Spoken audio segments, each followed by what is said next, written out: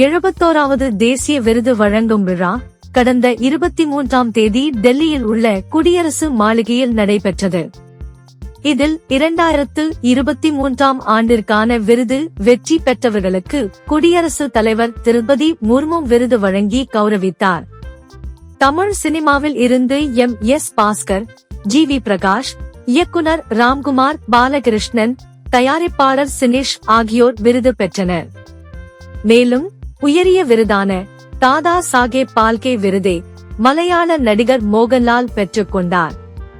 இந்த நிகழ்வில் சிறந்த குழந்தை நட்சத்திரத்திற்கான விருதை நாள் என்ற மராத்தி படத்திற்காக வாங்கிய த்ரீஷா தோசர் பலரது கவனத்தை பெற்றார்.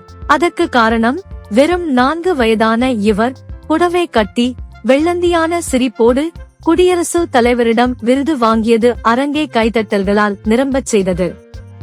இதனால் பலரது கவனம் இவர் மீது திரும்ப, தற்போது அவரை பற்றிய தேடல் ரசிகர்கள் மத்தியில் அதிகரித்துள்ளது. த்ரீஷா தோசர் மராத்தி மொழி படங்களில் கவனம் செலுத்தி வருபவர். டிவி சீரியலில் அறிமுகமான இவர் தனது 3 வயதில் நாள் படத்தின் 2ஆம் பாகத்தில் சிமி என்ற கதாபாத்திரத்தில் நடித்திருந்தார். இந்நிலையில் இந்த சிறுமிக்கு நடிகர் கமல்ஹாசன் வாழ்த்து தெரிவித்து தனது எக்ஸ் தளத்தில் பகிர்ந்துள்ள பதிவு இணையத்தில் கவனம் பெற்றுள்ளது. அதில், உங்களுக்கு என்னுடைய மிகப்பெரிய பாராட்டுகள். முதலாக நான் தேசிய விருது வாங்கும் போது எனக்கு 6 வயது. நீங்கள் என்னுடைய சாதனையை முறியடித்து இருக்கிறீர்கள்.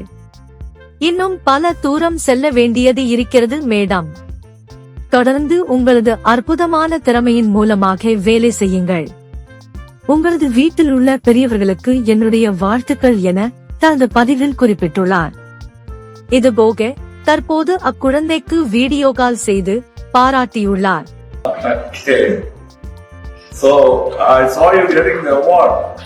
Yes. Congrats. Thank you. Oh, you're welcome. Kamal Haasan தனது முதல் படமான களத்தூர் கண்ணம்மா படத்துக்காக சிறந்த குழந்தை நட்சத்திரத்திற்கான தேசிய விருது வாங்கியிருந்தார் என்பது குறிப்பிடத்தக்கது.